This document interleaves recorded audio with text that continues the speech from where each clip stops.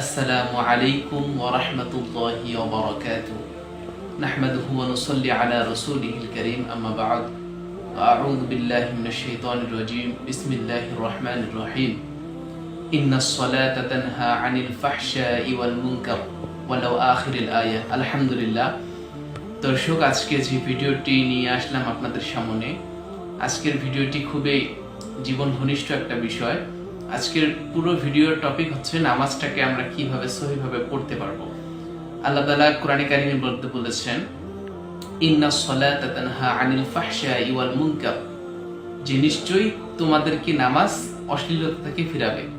যে কোনো অশ্লীলতা, খারাপ কাজ, এগুলো থেকে নামাজ আমাদেরকে ফিরাতে পারে। তো আমাদের মনে অনেকের প্রশ্ন আসতে পারে যে আমরা তো এত সুন্দর করে নামাজ পড়ি, কিন্তু নামাজ পড়ার কারণে তো আমরা অশ্লীলতা থেকে ফিরে আসতে পারি না। অনেকের মনে প্রশ্ন থাকতে পারে এটা, যে আমরা তো এত সুন্দর করে নামাজ পড়ি, নামাজের সবকিছু আমরা মেনটেন করে চলি, তারপরে আমরা কেন অশ্লীলতা থেকে ফিরে আসতে পারি না। তাদের উত্তরে আমি বলবো যে দুনিয়াতে যদি নামাজ আপনাকে খারাপ কাজ থেকে না ফেরাতে পারে, তাহলে আপনাকে জাহান্নাম থেকে কিভাবে রক্ষা করবে, এখন আপনি নিজেই ভেবে দেখেন। তো আমাদেরকে অবশ্যই মাথায় রাখতে হবে যে এই নামাজ আমাদেরকে দুনিয়াতেই অশ্লীলতা থেকে ফেরাতে পারে না, সেই নামাজ কখনোই আমাদেরকে জাহান্নাম থেকে রক্ষা করতে পারবে না। সুতরাং আমরা নামাজটা সঠিকভাবে আদায় করার চেষ্টা করব। আর নামাজ সঠিকভাবে আদায় করতে গেলে নামাজের কিছু নিয়ম কারণ আছে। প্রথমেই নামাজের বাহিরের হুকুমটি হচ্ছে যে শরীরটাকে পাক করে নিতে হবে। আমাদের শরীর যে নাপাক থাকে, অপবিত্র থাকে, তাহলে সেই অবস্থায় যদি আমরা নামাজ পড়ি, সেই নামাজটা কিন্তু আল্লাহ তাআলার দরবারে গ্রহণযোগ্য হবে না। তো এই জন্য আমরা নামাজ পড়ার সময় অবশ্যই খেয়াল করব আমাদের শরীরটা যেন পাক থাকে। সুন্দরভাবে গোসল করে, ওযু করে নামাজ আমরা পড়ার চেষ্টা করব। এরপরে 2 নাম্বার হচ্ছে, নামাজ পড়তে গেলে যে বিষয়টি দরকার হবে সেটা হচ্ছে আমরা ভালো কাপড় পরিধান করব। পবিত্র, পরিচ্ছন্ন, সুন্দর কাপড় পরিধান করে নামাজে দাঁড়িয়ে যাব। আমরা আল্লাহ তাআলার সামনে যখন দাঁড়াবো, তখন আমাদেরকে ভালো কাপড়, ভালো পরিচ্ছন্ন কাপড়, পরিষ্কার কাপড় পরিধান করাটা আবশ্যক আমি মনে করি। কারণ সাধারণত আমরা যখন ঘুরতে যাই, তখন আমরা কিন্তু ভালো কাপড় পরাটার চেষ্টা করি, ভালো পোশাক পরার চেষ্টা করি। ভালো ড্রেস পরলে হয় কি, মানুষ আমাদেরকে ভালো বলবে বা আমাদেরকে পছন্দ করবে, এই জন্য আমরা বলি ভালো কাপড়গুলো পরি। কিন্তু সাধারণত তো আল্লাহ তাআলার সামনে যখন আমরা দাঁড়াবো, যিনি গোটা পৃথিবীর মালিক, তার সামনে যখন দাঁড়াবো, তখন কি আমরা সবচেয়ে নিম্ন ধরনের পোশাকটা পরে দাঁড়াতে পারবো? এটা কি আমাদের কি রকম একটা বিষয় দেখেন। আমরা সাধারণত ঘুরতে যখন যাই, তখন কিন্তু মানুষকে ভালো লাগানোর জন্য ভালো পোশাকগুলো পরি, কিন্তু আল্লাহ তাআলার সামনে যখন আমরা দাঁড়াবো, যিনি আমাদেরকে এত সুন্দর করে সৃষ্টি করেছেন, তার সামনে যখন দাঁড়াই, তখন আমাদের সর্বনিম্ন যে পোশাকটি, যেটা অবহেলিত, সেই পোশাকটা পরে কিন্তু আমরা নামাজের মধ্যে দাঁড়িয়ে যাই সাধারণত। তো দর্শক, এটা কিন্তু করা যাবে না, এটা করা যাবে না। আপনার যদি যেটা পোশাক সবচেয়ে বেশি ভালো লাগে, আপনার যেটা পছন্দ, সেই পোশাকটা পরেই আপনি নামাজে দাঁড়িয়ে যাবেন। 3 নম্বর বিষয়টি হচ্ছে নামাজের জায়গাটি পাক রাখতে হবে। আপনি যে জায়গায় নামাজ পড়বেন, যে মুসল্লায় নামাজ পড়বেন, যে জায় নামাজে নামাজ পড়েন না কেন, সেই জায়গাটা যেন অবশ্যই পাক থাকে। আপনি আপনার ধারণা মতো যে জায়গাটি পাক মনে করবেন, আপনার মনে হবে যে এই জায়গাটি পাক আছে, সেই জায়গাটায় আপনি নামাজ পড়বেন।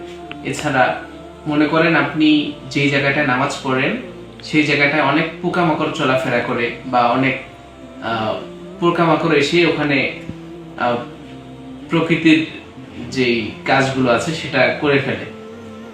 সেটা আপনারা মাথায় রাখবেন যে কোনো প্রাণী যখন ওর উপর দিয়ে হাঁটাহাঁটি করবে, তখন কিন্তু ওই জিনিসটা আর পাক থাকবে না, তখন কিন্তু নাপাক হয়ে যাওয়ার সম্ভাবনাটা থাকে। সেই জন্য বলছি যে যে জায়গাটায় আপনি নামাজ পড়বেন, সেটা সবসময় যেন সুরক্ষিত থাকে এবং যেন পবিত্র থাকে। 4 নাম্বার হচ্ছে সতরটা ঢাকতে হবে। সতর ঢাকাটা সাধারণত আমরা বুঝি, ছেলে মানুষের হচ্ছে নাভি থেকে পায়ের গাটার উপর পর্যন্ত, এই জায়গাটি আমরা সতর মনে করি সাধারণত ছেলে মানুষের। হ্যাঁ, ছেলে মানুষের এই জায়গাটি ঢাকলেই হবে, কিন্তু মেয়ে মানুষের ক্ষেত্রে এই বিষয়টি একদমই আলাদা। মেয়ে মানুষের ক্ষেত্রে মাথা থেকে পায়ের পাতা পর্যন্ত এটা ঢাকা জরুরি, ঢাকতেই হবে, এটা আবশ্যক। আর খেয়াল রাখতে হবে পায়ের পাতা থেকে নিয়ে মাথা পর্যন্ত ঢাকার পরেও কোনো চুল যেন বাহিরে না থাকে, এবং শুধু হাতের কবজি থেকে এবং মুখমণ্ডল, এই দুইটি জিনিস খোলা থাকতে পারবে। হাতের কবজি থেকে নিয়ে হাত খোলা থাকতে পারবে এবং মুখমণ্ডলটা খোলা রাখতে পারবে মেয়ে মানুষ। আর মাথার চুল যেন না বের হয়, যতক্ষণ নামাজে থাকবে ততক্ষণ যেন মাথার চুল না বের হয়, এই দিকে খেয়াল রাখতে হবে। এরপরে 5 নম্বরে হচ্ছে কিবলামুখী হতে হবে। আমাদেরকে কিবলামুখী হতে হবে। কিবলামুখী হয়ে সুন্দর করে নামাজ পড়তে হবে। আমাদেরকে খেয়াল করতে হবে আমাদের সিনাটা যেন পুরোপুরি কিবলার দিকে হয়ে যায়। কিবলা থেকে যদি একটু ঘুরে যায় তাহলে কিন্তু আমাদের নামাজটা ভেঙে যাবে। তো দর্শক, এই জন্য এইদিকে খেয়াল করতে হবে, আমাদের পুরো সিনাটা যেন কিবলার দিকে থাকে, কিবলার দিক ঘুরে থাকে। এরপরে 6 নাম্বার যে বিষয়টি, সেটা হচ্ছে ওয়াক্ত মতো নামাজ পড়তে হবে। যেমন জোহরের ওয়াক্ত শুরু হয় যেই সময়, বা আসর, মাগরিব, যেটাই বলেন না কেন, যে নামাজের ওয়াক্ত যেই সময় শুরু হয় সেই সময় থেকে নিয়ে ওয়াক্ত শেষ হওয়া পর্যন্ত এই সময়ের মাঝামাঝি নামাজটাকে আদায় করে নেওয়াটা ফরজ, আল্লাহ তাআলার হুকুম। এটা আপনারা যথাযথ চেষ্টা করবেন যেন ওয়াক্ত মতো নামাজটাকে আদায় করে নিতে পারেন। এরপরে যদি ইচ্ছাকৃতভাবে কোনো মুসলমান নামাজটাকে কাজা করে ফেলে তাহলে কিন্তু অবশ্যই সেটা গুনার কাজ করে ফেলবে। এটা না করাই ভালো আমার জানা মতে। আমার জানা মতে বলতে অনেক ওলামায়ে কেরামদের মতে এটা এই বিষয়টি এরকম ভাবে আসছে যে ওয়াক্ত মতো নামাজ পড়াটাই আবশ্যক এবং ফরজ, আল্লাহ তাআলার হুকুম, এবং ইচ্ছাকৃতভাবে নামাজ কাজা না করাটাই ভালো। নামাজ কাজা করলে গুনাহ হয়ে যাবে। তো দর্শক, যে ফরজ কাজের কথা বললাম, 1 নম্বরে হচ্ছে শরীরটাকে পাক করতে হবে। 2 নম্বরে কাপড় যে বস্তুটা আপনি পরিধান করবেন সেটাকে পাক করে নিতে হবে।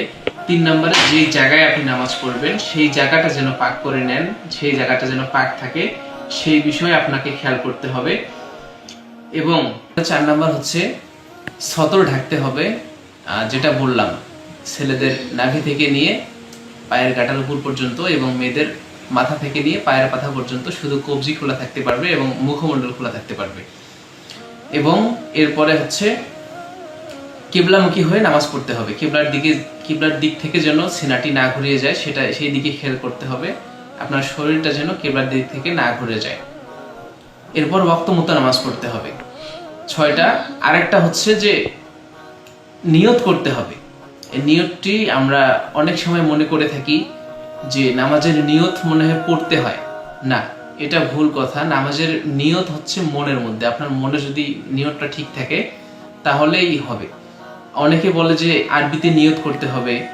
আরবিতে নিয়ত করাটা আবশ্যক না। আমি কোরআন হাদিসে আমরা কোনো জায়গায় এই বিষয়টির দিকে ইঙ্গিত পাই নাই যে আরবিতেই নিয়ত করতে হবে।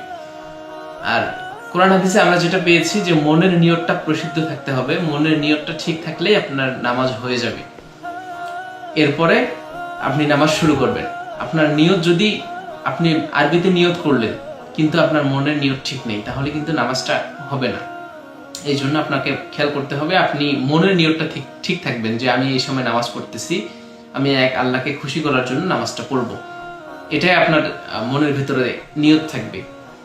তো প্রিয় দর্শক, আজকে এই পর্যন্তই আলোচনা করলাম। আর আলোচনায় আমি যদি কোনো ভুল ত্রুটি বিচ্যুতি করে থাকি তাহলে আপনারা ক্ষমার দৃষ্টিতে দেখবেন। আর আমি অনেক ছোট মানুষ, যদি আপনাদের চোখে কোনো ভুল ধরা পড়ে আমাকে শুধরাইয়া দিবেন। এবং আপনারা যদি আপনাদের মনে কোনো ইসলাম বিষয়ে কোনো প্রশ্ন থাকে কিংবা মতামত থাকে তাহলে আমাদের কমেন্ট বক্সে জানাবেন। আপনাদের প্রশ্নের ভিত্তিতে আমরা আগামী ভিডিও নিয়ে আসার চেষ্টা করব। এবং আপনাদের যদি কোনো ইসলামের বিষয়ে কোনো মাসাইল জানার থাকে তাহলে আপনারা কমেন্ট বক্সে জানাবেন। আমরা আপনাদের প্রশ্নের উত্তরগুলো দেওয়ার চেষ্টা করব ভিডিওর মধ্যে। তো দর্শক, আজকে এই পর্যন্তই। সকলে ভালো থাকবেন, সুস্থ থাকবেন।